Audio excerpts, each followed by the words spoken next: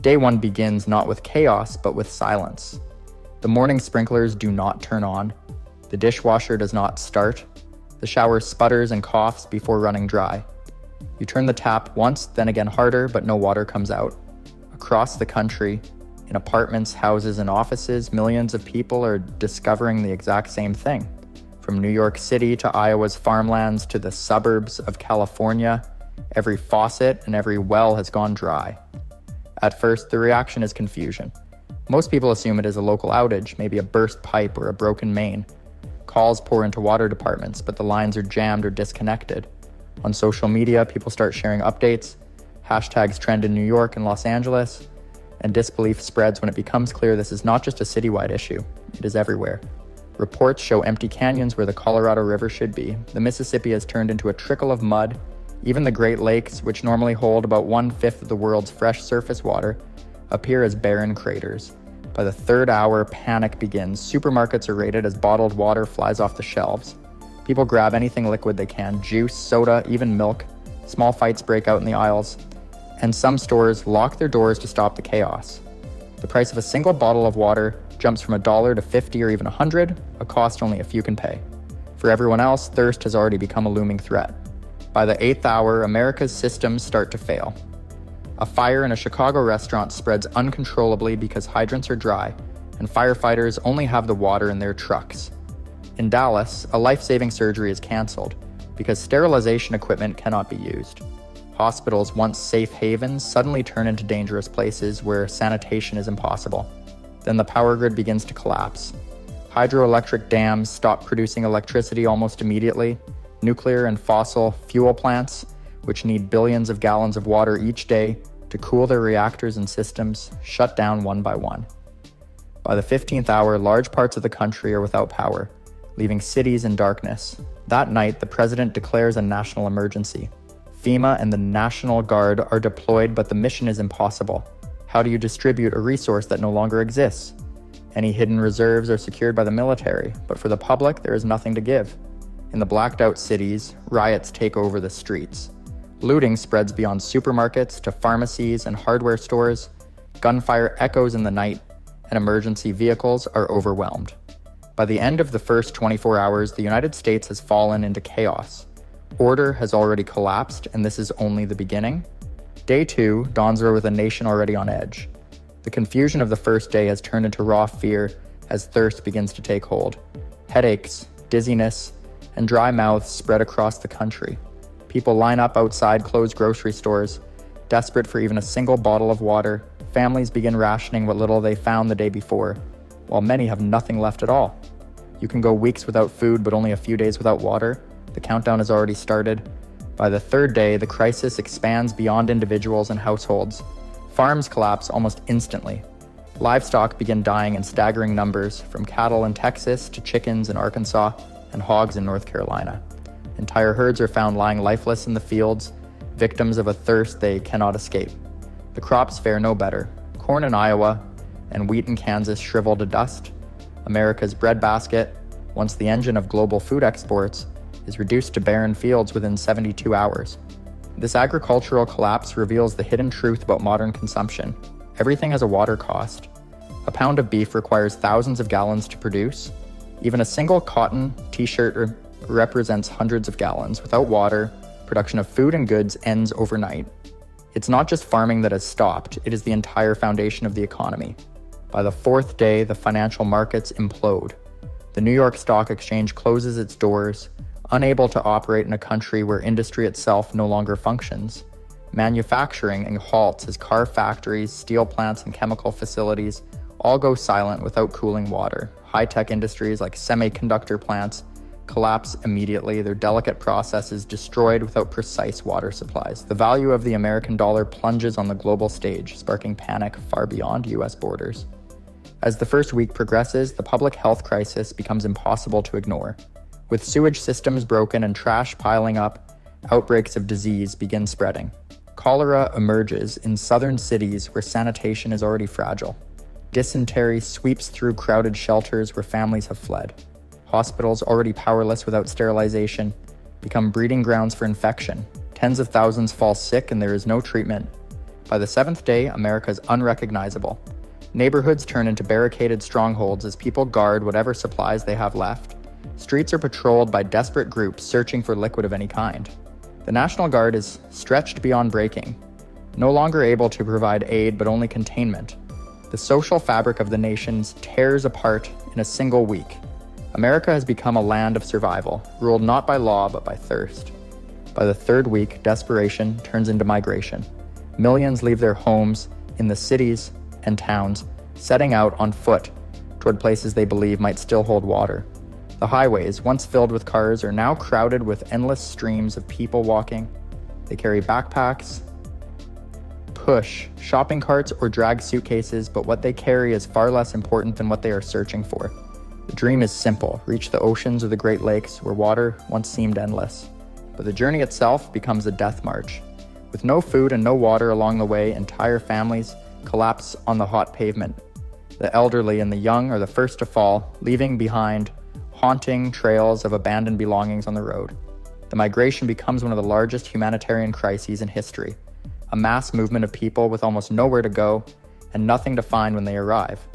Inside hidden government facilities, desperate plans take shape. From bunkers deep underground, officials order the construction of desalination plants along the coasts, guarded by soldiers and declared critical to survival. The hope is to turn seawater into fresh water quickly enough to sustain millions. But desalination requires massive amounts of power, and with most of the grid already dark, progress is agonizingly slow. Even if a plant is completed, it produces only a fraction of the water Americans once used daily. In this vacuum of power, a new kind of ruler rises: the water barons. These are not elected officials, but individuals or groups who seized whatever reserves remained.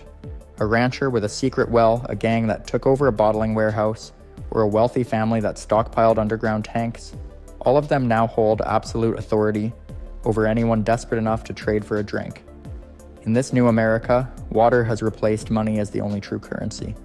The environment itself begins to unravel. With rivers gone and lakes reduced to dust, natural weather cycles break down. Clouds no longer form, and rain becomes a memory. Across the West, dry forests ignite into massive wildfires that rage unchecked. Wildlife vanishes, ecosystems collapse, and entire regions of the country are transformed into lifeless deserts. By the end of the month, the nation has fractured into a patchwork of isolated groups, fortified towns, wandering bands, and coastal enclaves under martial law. Communication has broken down, and there is no longer a sense of a single United States. What once was a modern superpower has, in just 30 days, collapsed into a primitive struggle for survival.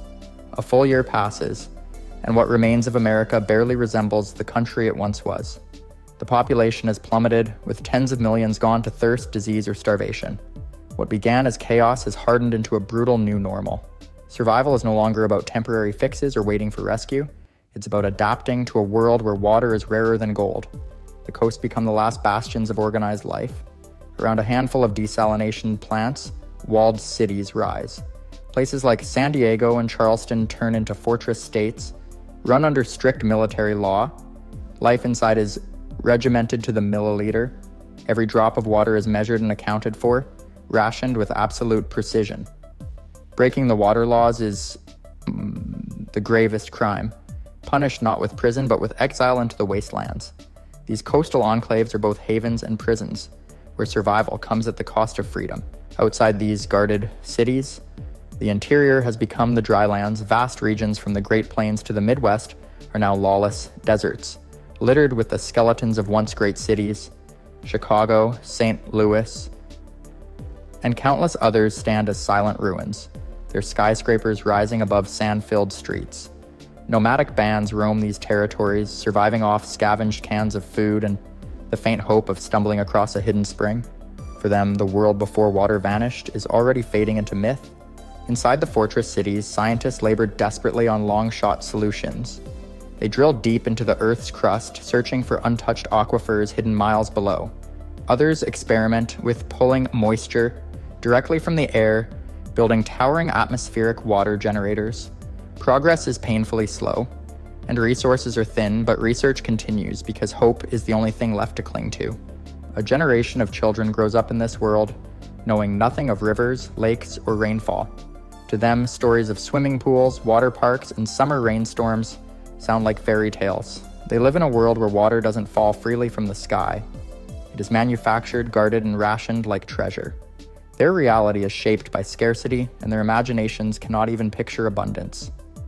1 year after the taps went dry, America exists in fragments, a collection of fortress states on the edges of a continent surrounded by deserts where millions struggle to survive. The global order has shifted, and the once dominant superpower has been reduced to a land haunted by thirst. By the 5th year of the crisis, the United States is unrecognizable.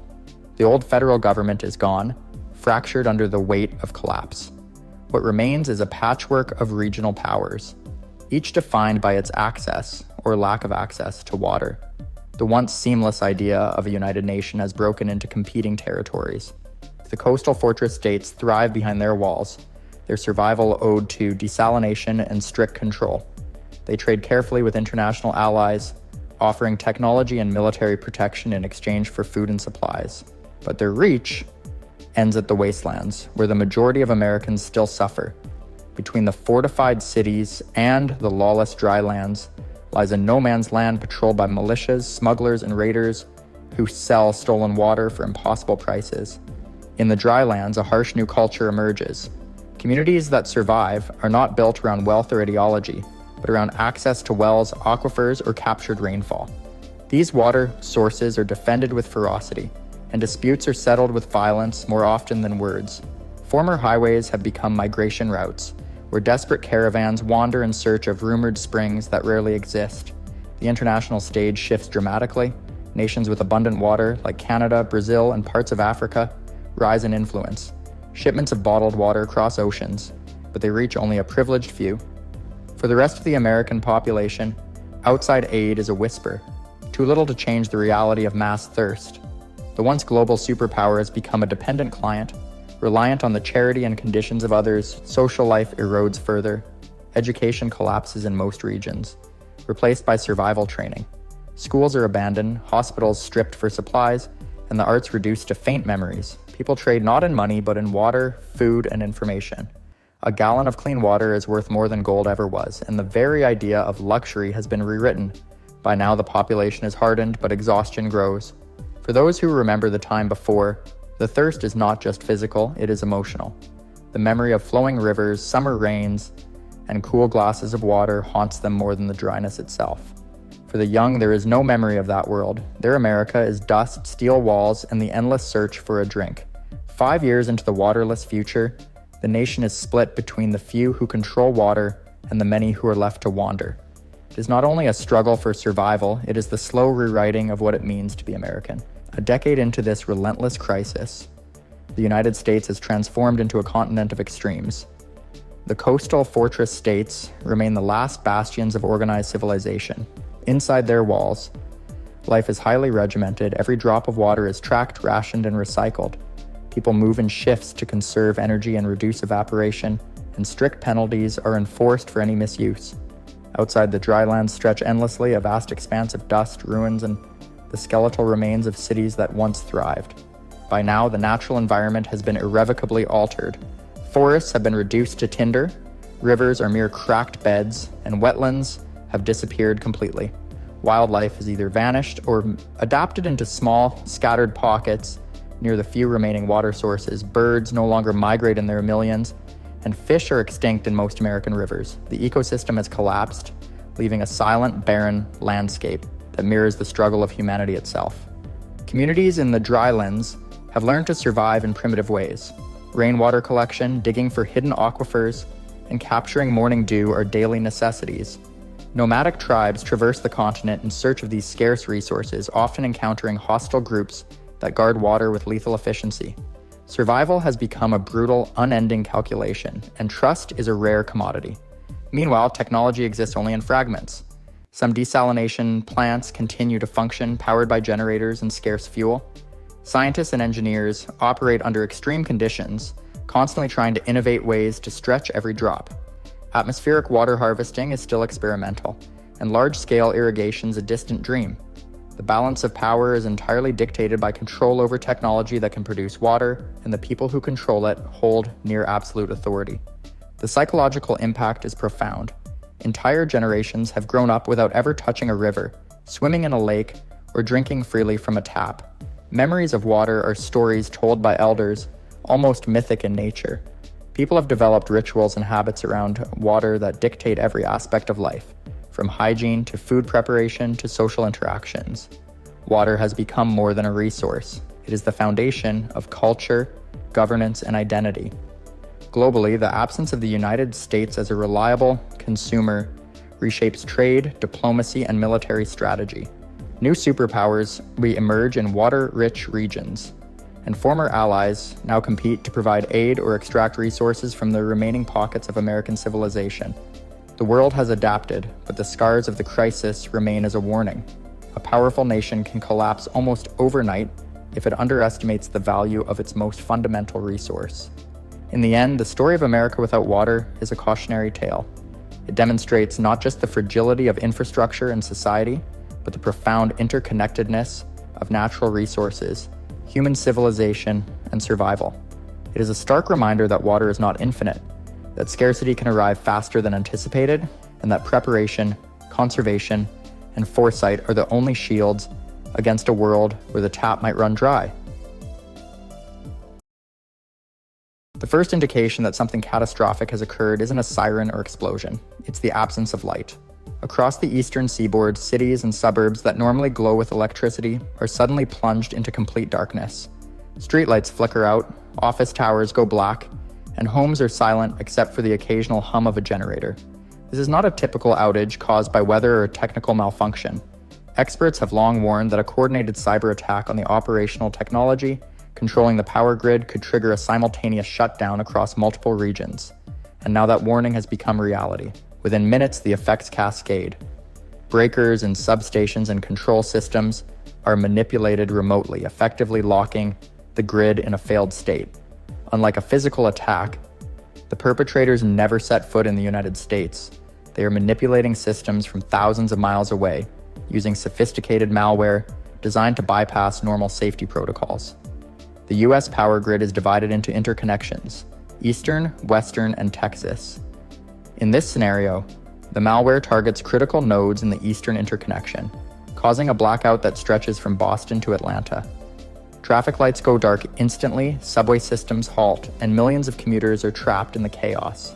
Communication systems begin to degrade rapidly. Cell towers rely on backup generators that can last only a few hours. And as usage spikes from panicked citizens attempting to call family members, networks become overloaded, internet connectivity falters as data centers struggle to maintain power and cooling without electricity. Social media explodes with reports and hashtags, but the flood of information overwhelms the very systems people are trying to use for updates. Hospitals switch to emergency generators, which power only essential equipment. MRI machines, Connecticut scanners, and connected medical devices cease functioning outside critical areas. Emergency services like fire departments and ambulance networks are immediately stressed. Without traffic signals and functioning communication, response times increase dramatically. In this first hour, society operates on inertia and the limited energy stored in batteries, cell phones, flashlights, and backup systems. Yet the awareness of a widespread attack begins to set in. What makes this first hour especially dangerous is the unknown. Citizens do not know whether this blackout is temporary, a natural disaster, or the opening salvo of a more extensive campaign. Governments and utilities have contingency plans, but even the most sophisticated protocols are tested to their limits in a simultaneous, multi-state cyber event. The uncertainty, combined with the sudden disappearance of power, creates a psychological tension that surpasses physical danger. By the end of 60 minutes, the first tangible consequences are visible. Gridlock paralyzes major roadways. People are trapped in elevators and subway cars. Data-dependent systems, from financial transactions to water treatment facilities, begin to strain, though the full effects are yet to unfold. The line of code that started this attack has done more than shut down machines. It has instantly disrupted the rhythm of everyday life, exposing the fragility of the infrastructure Americans rely on without thinking. This is the digital Pearl Harbor, silent, invisible, and devastating. In just 1 hour, the foundations of modern civilization, electricity, communication, and transportation, are under siege. The next moments as the blackout spreads will determine how quickly society can respond or how deeply the attack will spiral into a prolonged disaster. As the blackout moves past its second hour, the realization that this is not a temporary outage begins to settle in. The cascading failures now reach the essential systems that underpin society: healthcare, finance, and communications. Hospitals, while running on emergency generators, face limitations almost immediately. Generators provide power only for life-sustaining equipment, leaving administrative systems and non-critical medical devices offline. Electronic health records, which contain patient histories, allergies, and ongoing treatments, are inaccessible. Clinicians are forced to rely on memory, paper charts, and improvisation. In 2024, an outage at a major U.S. healthcare provider temporarily disrupted electronic records nationwide, offering a small preview of the chaos, but the current scenario is exponentially more severe. The financial system is simultaneously crippled. Major banks, ATMs, and payment processors rely on digital networks that are now offline. Debit and credit cards stop working, digital transfers stall, and stock exchanges pause trading. People who depend solely on electronic money are cut off, unable to access savings or purchase essentials. Cash, once largely obsolete for daily use, regains immense value. Analysts have warned for years that a simultaneous cyberattack on banking infrastructure could trigger rapid economic panic. Now the theory becomes reality. Communications degrade rapidly. Cell towers run on limited battery reserves, and as millions attempt to call loved ones or access news, networks collapse under the volume. Major news outlets scramble to maintain emergency radio broadcasts, but their reach is limited. Social media platforms, once alive with hashtags and updates, slow to a crawl or become entirely inaccessible. Even small internet service providers begin to fail as the demand for connectivity overwhelms backup systems. The United States, for all its technological sophistication, is now facing an information vacuum. People know only that something is wrong, but not why or how extensive the attack is. Emergency response systems are immediately challenged. Dispatch centers for police, fire, and medical services are inundated with calls. Without traffic signals and with widespread gridlock on major highways, ambulances and fire trucks struggle to reach critical locations. National protocols like the National Cyber Incident Response Plan are activated, mobilizing agencies such as CISA, DHS, and the FBI. However, their operations are hindered by the very infrastructure they are attempting to secure. Coordination across agencies is slowed by compromised communications, leaving field units to make split-second decisions without centralized guidance. By hour 6, the cumulative strain on society becomes evident. Water treatment facilities that rely on electricity begin to fail, risking contamination and shortages. Refrigerated and frozen food in homes, stores, and hospitals spoil as supply chains are disrupted. Gas stations without functioning pumps leave drivers stranded, creating lines and congestion in the few areas still accessible. Panic buying intensifies as citizens anticipate prolonged shortages. As the 12th hour approaches, the US faces a new reality. The failure of systems designed with redundancies and fail-safes has revealed the fragility of modern life. Critical infrastructure, electricity, finance, healthcare, and communications has become interdependent in ways that amplify the effects of a single attack. For millions, the day that began with darkness has transformed into a life-altering crisis. Society has not yet descended into chaos, but the foundations for widespread disruption are firmly in place. The first half day of the attack underscores a chilling truth. When a cyber attack targets operational technology and critical networks simultaneously, the consequences are not confined to the digital realm. They ripple instantly through every corner of daily life. By the end of 12 hours, the United States is no longer just experiencing a technical failure. It is beginning to feel the human and social impact of a digital siege. As the sun rises on the second day, the full scope of the crisis begins to reveal itself. The digital blackout has transformed from a technological failure into a human one. People wake to empty refrigerators, stalled vehicles, and streets filled with abandoned cars. The reliance on digital logistics and just-in-time supply chains becomes painfully clear. These systems, which manage everything from grocery deliveries to fuel distribution, require constant data flow and communication. With networks down and transportation systems immobilized, supply chains grind to a halt. Fuel shortages become immediately apparent.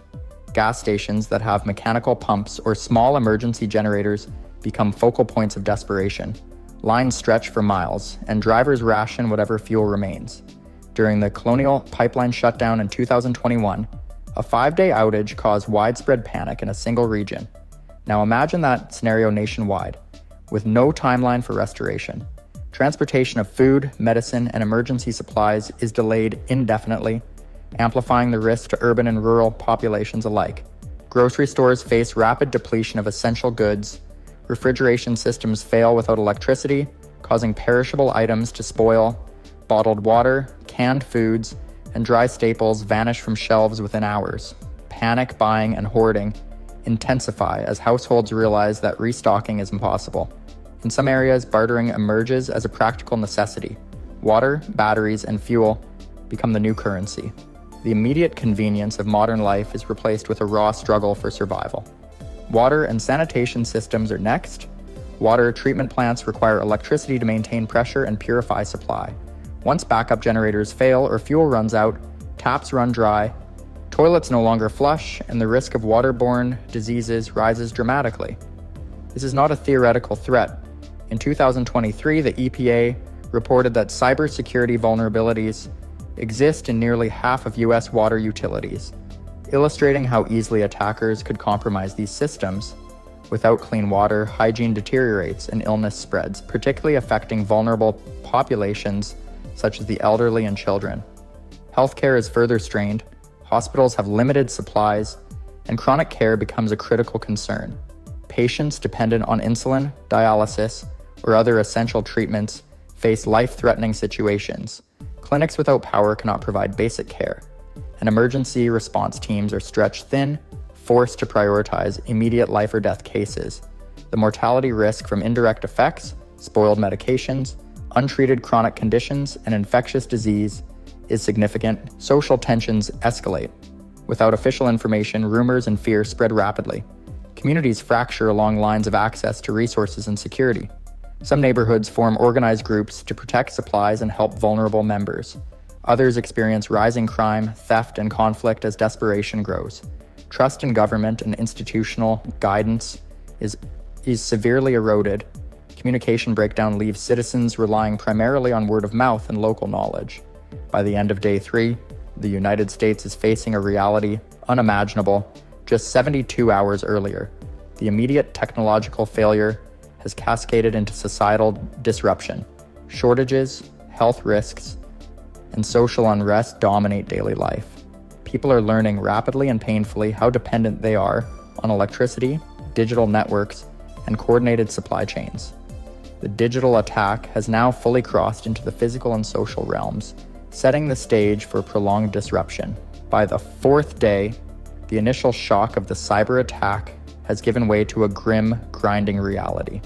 While cybersecurity teams and hidden command centers work tirelessly to regain control of the compromised networks, communities in the dark face an escalating struggle for survival. Local services that remained functional on generator, power, or manual systems are now severely limited. Streets grow unsanitary as trash collection halts, sewage systems begin to fail, and rodents and pests proliferate. In many urban areas, residents are forced to improvise, creating rudimentary sanitation systems and rationing food and water to survive. Engineers and cybersecurity experts confront an unprecedented technical challenge. The malware embedded in the grid and industrial control systems is sophisticated, designed to trigger physical damage if systems are restored incorrectly. Transformers and substations may be at risk if power is reintroduced too quickly, making every attempt to restart the grid a delicate operation. Specialists employ black start procedures, bringing small generators online and gradually energizing local sections of the network. But progress is painstakingly slow and fraught with danger. Each step must balance supply and demand carefully, or risk triggering a cascade of further failures. The social consequences intensify. As power remains scarce, people with fuel for vehicles attempt to leave the hardest hit areas, causing severe congestion and blocking evacuation routes. In some neighborhoods, community members form patrols to safeguard resources and protect the vulnerable, effectively creating micro-societies. In contrast, other areas experience opportunistic crime, looting, and disorder as law enforcement struggles to maintain a presence. The patchwork of stability and chaos highlights the uneven impact of the blackout across different regions. Economic disruption deepens. Businesses that rely on electronic systems remain shuttered. Manufacturing plants stop production entirely, and transportation networks cannot deliver goods. The Department of Energy has previously estimated that standard outages cost the US up to $150 billion annually. A nationwide cyber-induced blackout magnifies that impact exponentially. People who survive the immediate physical threats now face financial insecurity, shortages of essentials, and uncertainty about the weeks to come. By day 5, the psychological toll is severe. The information vacuum created by non-functioning media and communications fosters widespread fear and paranoia. Residents rely on rumors, social media snippets when they can access a connection, and word of mouth for guidance. Mistrust spreads, both between communities and toward authorities, as official updates remain sparse. The National Guard is deployed to secure critical sites like fuel depots, food warehouses, and hospitals, but their limited numbers mean they cannot intervene everywhere. In some areas, their presence reassures civilians.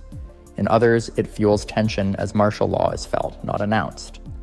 The interdependence of systems becomes painfully clear. Water, food, fuel, and medical services all rely on electricity and connectivity. When one component fails, others follow.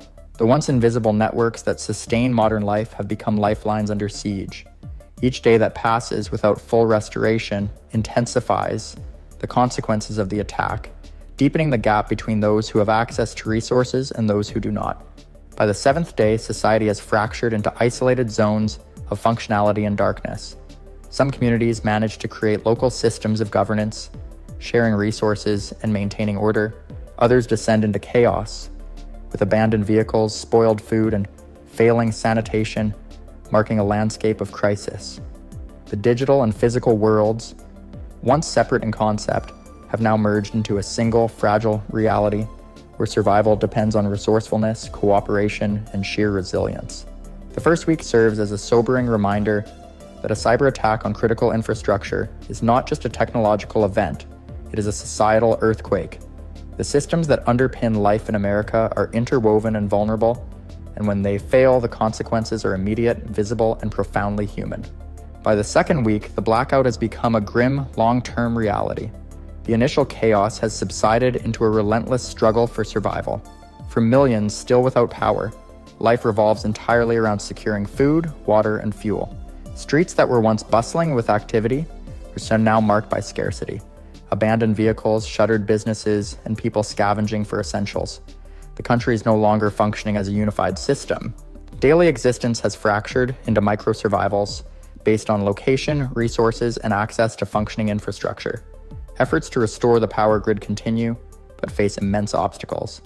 Engineers discover that the attackers not only shut down systems, but also deliberately sabotaged key components, including massive custom-built transformers. These transformers are difficult to replace, taking months or even years to manufacture, and stockpiles are minimal. Black start efforts proceed slowly, with small sections of the grid coming online intermittently. Each restoration must be carefully balanced, as a misstep could trigger another catastrophic failure. Supply chains remain severely disrupted. Trucks cannot deliver goods due to fuel shortages and blocked highways, while food, medicine, and other critical resources dwindle in homes, stores, and warehouses. Communities adapt by rationing, scavenging, and creating barter systems. Items once taken for granted, such as antibiotics, clean water, and canned food, now carry immense value. People quickly learn to prioritize essential survival over convenience, and local ingenuity becomes crucial. Public health deteriorates. Without refrigeration and clean water, foodborne illnesses spread more easily, and chronic conditions become life-threatening. Hospitals are overwhelmed with both trauma cases from accidents and patients suffering from untreated conditions. Mental health also suffers. Anxiety, fear, and the stress of prolonged uncertainty affect all age groups. Deaths from indirect effects, starvation, infection, untreated disease, begin to mount, far surpassing immediate casualties from the blackout itself. Government response shifts focus. FEMA and the military pivot from maintaining order to providing humanitarian relief. Safe zones, are established in areas with intermittent power where food, water, and medical aid are distributed. Military convoys transport supplies to these centers, but the scale of the crisis prevents coverage for everyone. Outside these zones, communities are largely on their own, forced to self-organize and secure resources independently. Society undergoes a profound transformation. Local councils, citizen patrols, and community watch groups emerge to fill gaps left by failing institutions. Barter economies and informal trade replace conventional commerce. Trust in centralized authority erodes as promises of swift restoration prove hollow. Survival becomes both a practical and psychological challenge, emphasizing adaptability, self-reliance, and neighborly cooperation. By the end of the first month, the United States has split into two distinct realities: areas with partial or restored power, and vast regions still in darkness. Life for those in the unpowered zones has regressed by centuries. The fight is no longer about restoring electricity alone. It is about preserving basic human needs and sustaining communities under extreme duress. The blackout has exposed the full fragility of modern civilization, showing how quickly dependency on digital systems can unravel into a harsh, enduring reality. As the timeline stretches into months, the immediate shock of the cyberattack evolves into a persistent period of hardship and adaptation. While some cities regain partial electricity, large swaths of the nation remain in darkness, particularly in regions where physical infrastructure suffered the most extensive sabotage. Communities must rely on stored fuel, local generators, and alternative energy sources to maintain even minimal functionality. For many, daily life becomes a careful balance of conserving resources, maintaining hygiene, and protecting dwindling supplies. The economic consequences are profound. Tens of thousands of businesses, already fragile after weeks of inactivity, permanently close. Digital assets that disappeared in the initial attack remain unrecoverable, and the collapse of e-commerce and financial networks has erased vast amounts of wealth. Hyperinflation begins to take hold in areas where limited goods are available, with prices of essentials skyrocketing. Ordinary currency loses much of its practical value, and communities increasingly turn to bartering or alternative forms of exchange. Government priorities shift to long-term recovery and national security. Emergency cybersecurity legislation is enacted, mandating stringent standards for all critical infrastructure operators. Agencies like CISA gain unprecedented authority and resources, and private companies are compelled to adopt zero trust and network segmentation practices. Investment in domestic manufacturing, agriculture, and decentralized energy production surges, driven by the lessons learned from the vulnerability of centralized systems. Society adapts in unexpected ways. Local self-sufficiency becomes crucial. People learn to grow food, purify water, and repair essential tools without relying on digital guidance. A resurgence in analog skills occurs across generations, emphasizing practical knowledge over technological convenience. Communities become more insular, focusing on protecting their own resources and ensuring the survival of their members, rather than relying on distant authorities. Public health challenges persist. Malnutrition and untreated chronic illnesses continue to take a toll, while contaminated water and limited medical care maintain a steady risk of disease outbreaks. Education systems reliant on digital networks are disrupted indefinitely, forcing parents and local groups to improvise learning environments. Children and teenagers grow up in a drastically different reality, where basic survival skills are as important as traditional knowledge. The long-term psychological impact is significant. Citizens experience chronic stress and trauma.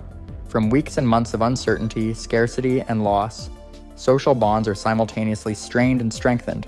While conflict over limited resources occurs, communities that cooperate develop resilience and trust. This new way of life reshapes social norms, creating a culture that values preparation, resourcefulness, and local governance above centralized convenience. By the 6-month mark, a new American landscape has emerged. The nation is patchworked between zones of restored functionality and regions still enduring prolonged darkness. Society is poorer, more fragmented, and more cautious. The attack has permanently altered how people perceive security infrastructure and dependence on technology. Life has slowly adjusted to a hybrid reality, where resilience and self-reliance define survival, setting the stage for the next chapter: the lasting changes in a post-cyberattack world, 1 year after the massive cyber attack, the United States is transformed.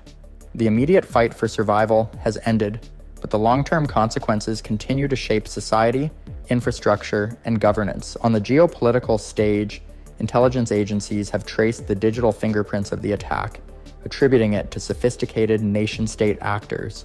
Instead of conventional warfare, this conflict was waged in the shadows of cyberspace, targeting critical infrastructure and exposing vulnerabilities that had long been underestimated.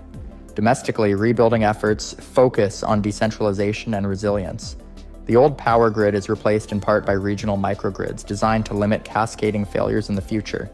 Investment in cybersecurity has surged across public and private sectors. New regulations mandate secure system designs and continuous monitoring for critical infrastructure, while companies are required to separate operational technology from corporate networks to prevent a single point of failure. CISA, once a relatively obscure agency within DHS, now wields significant authority, reflecting the elevated importance of digital security to national survival. Society itself has been permanently altered.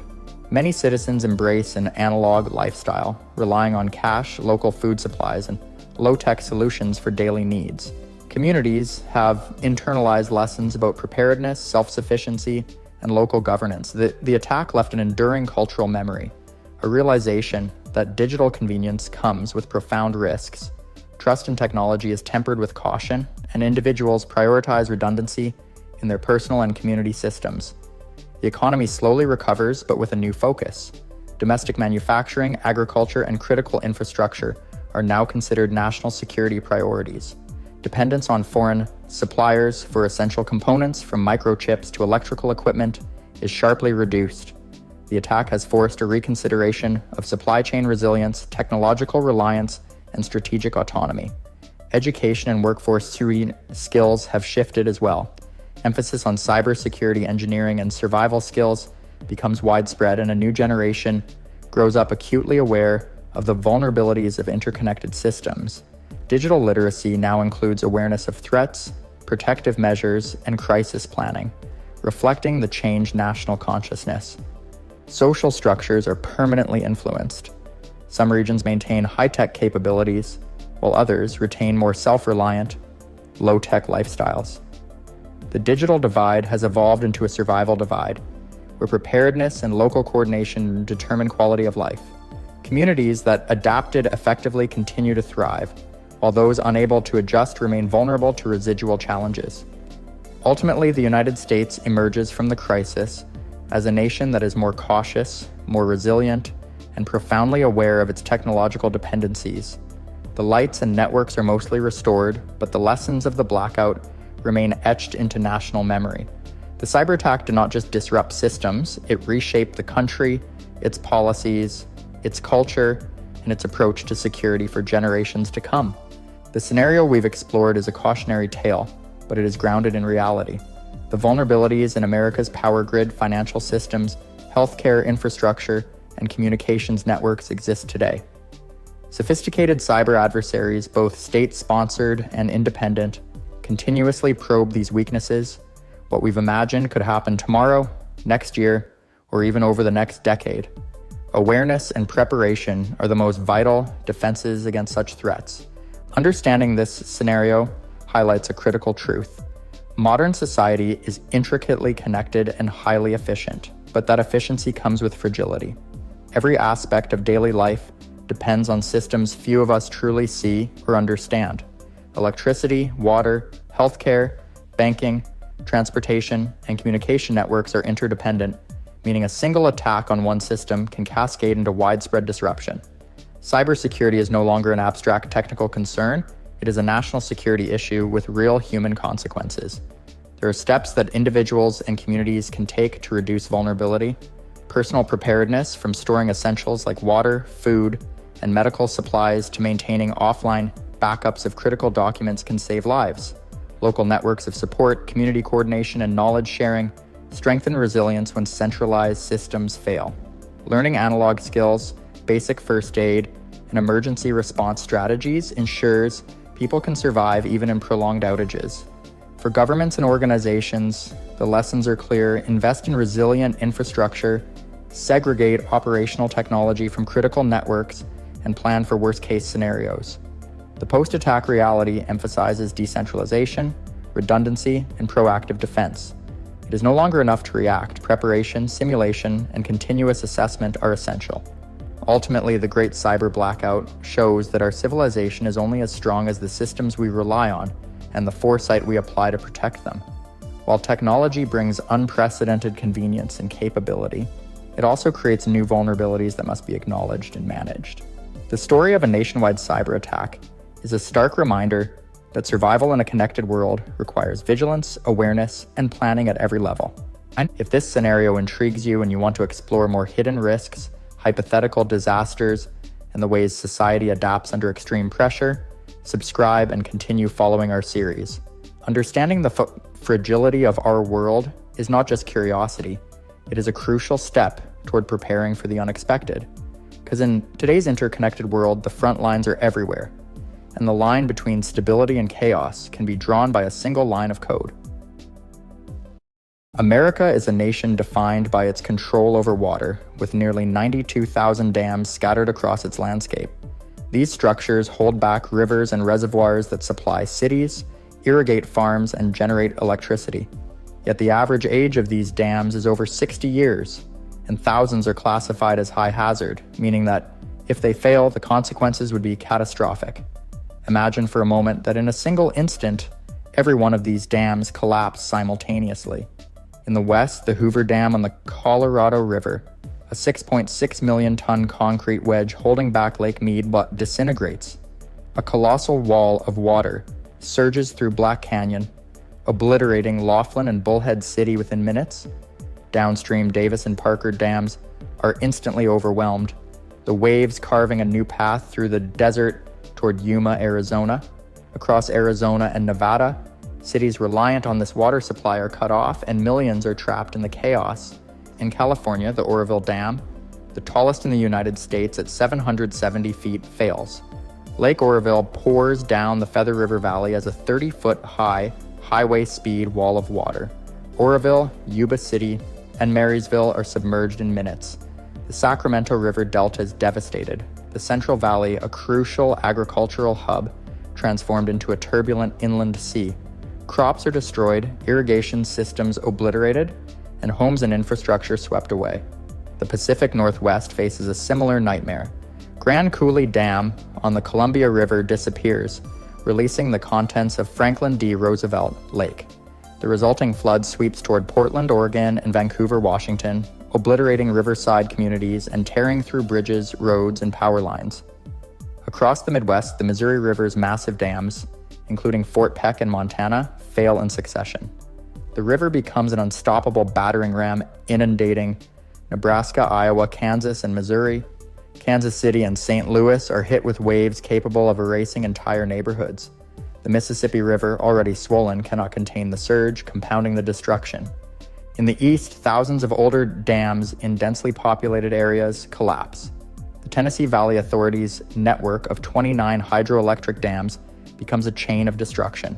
In Pennsylvania, New York, and New England, smaller mill dams unleash torrents that wipe out towns and reshape valleys. Within the first hour, millions of lives are lost. Entire cities are underwater, and the continent is violently transformed. The sheer scale of devastation is unlike anything in human history, and for the survivors, the nightmare has only just begun.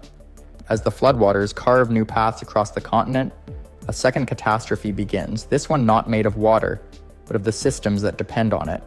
The United States power grid, already strained by the sudden loss of hydroelectric dams, begins to fail on a massive scale. Hydroelectric's capacity vanishes instantly, eliminating roughly 6 to 7% of the nation's electricity generation. Automated safety systems struggle to compensate, but the imbalance is too great. Within hours, entire regions are plunged into darkness, and without power, basic services grind to a halt. The loss of rivers and reservoirs creates an immediate crisis for nuclear power plants. Over 90 reactors across the country rely on continuous water flow for cooling. Emergency diesel generators engage, but without sufficient water, the pumps only circulate air and debris. Temperatures inside reactor cores begin to rise, creating the potential for meltdowns. Plants like Browns Ferry in Alabama, Cooper in Nebraska, and Palo Verde in Arizona face an unprecedented risk. In some areas, radioactive contamination begins to spread, compounding the human and environmental toll. Transportation infrastructure collapses under the weight of the catastrophe. Bridges and highways are destroyed or submerged, leaving railways twisted and unusable. Ports and shipping channels are blocked by debris from broken dams and eroded riverbanks. Food, fuel, and medical supplies cannot move, isolating communities across the country. Urban centers, already flooded or cut off, descend into chaos.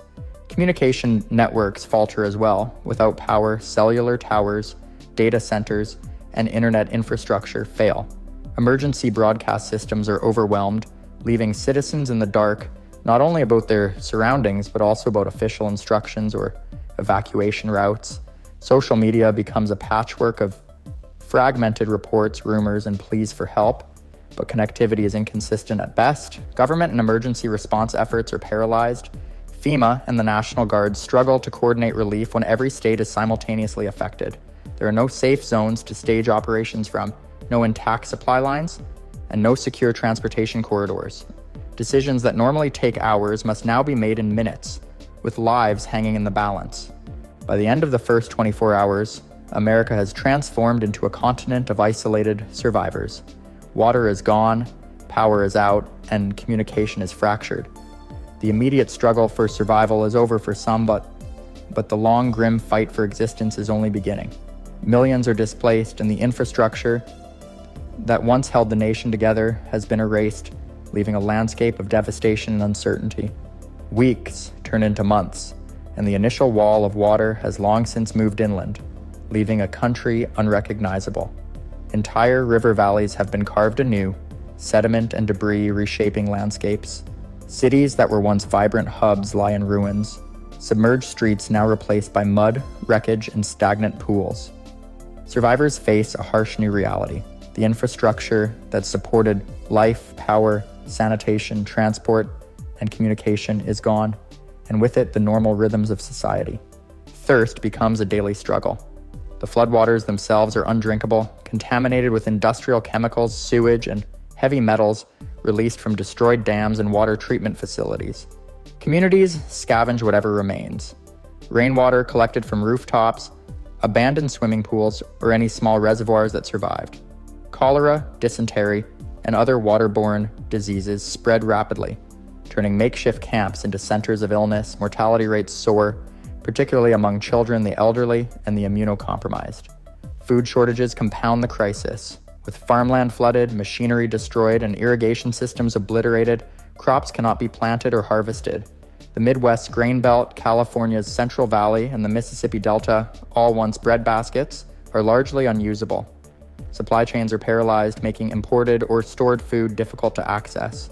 Starvation becomes a central threat, forcing mass migration as survivors follow rivers and coastlines in search of whatever edible resources remain. The social fabric phrase. Law enforcement is stretched thin, and local authorities are often powerless. Armed groups and militias emerge, controlling small caches of resources, particularly clean water. Communities become fortified enclaves where access to essentials is dictated by strength rather than law. Tribalism and barter replace governance, and conflict over territory and supplies escalates. Survival rather than cooperation becomes the primary rule of life. Environmental destruction continues. Deforested slopes destabilized by flood erosion trigger landslides, blocking rivers and burying towns.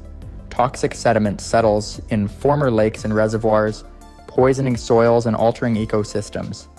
Fish and wildlife populations collapse, further disrupting the delicate balance that once supported human sustenance. The landscape itself is in constant flux, unpredictable and hostile. By the end of the first year, the United States is fundamentally altered.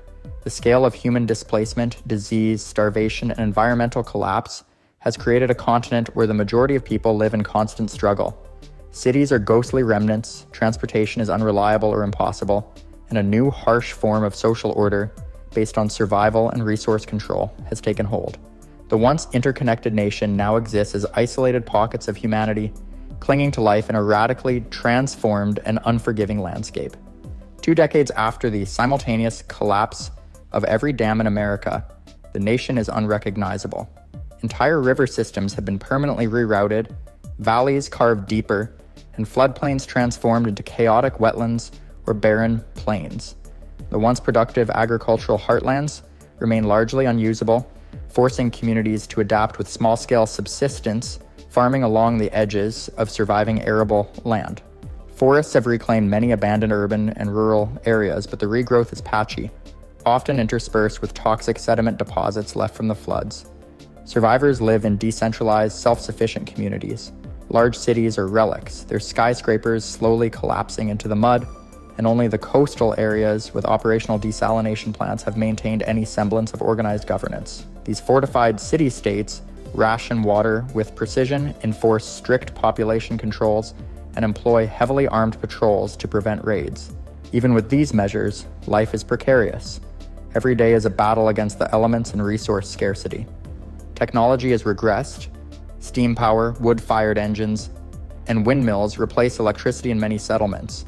Communications are mostly analog, relying on radio transmissions and courier networks. Knowledge is treasured, particularly agricultural manuals, engineering guides, and medical texts, as communities attempt to rebuild sustainable systems without modern infrastructure.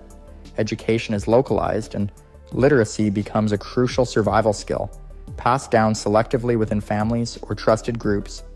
The environmental consequences are ongoing. Radioactive contamination from the nuclear plants that failed in the immediate aftermath has created exclusion zones in parts of the Southeast and Midwest. Wildlife has adapted in strange ways, with some species thriving in flooded regions, while others have disappeared entirely. Rivers, though altered, support pockets of fish and other aquatic life, but the ecosystems are fragile and highly sensitive to human activity. Cultural memory has shifted.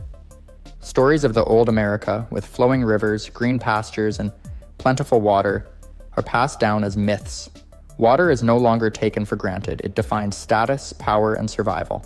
Art, music, and storytelling revolve around the scarcity and preciousness of water, commemorating the catastrophe that reshaped the continent.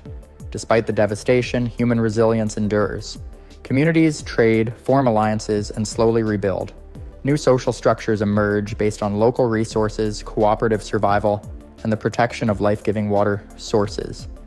The continent remains dangerous and unpredictable, but life persists, shaped and hardened by 20 years of relentless struggle.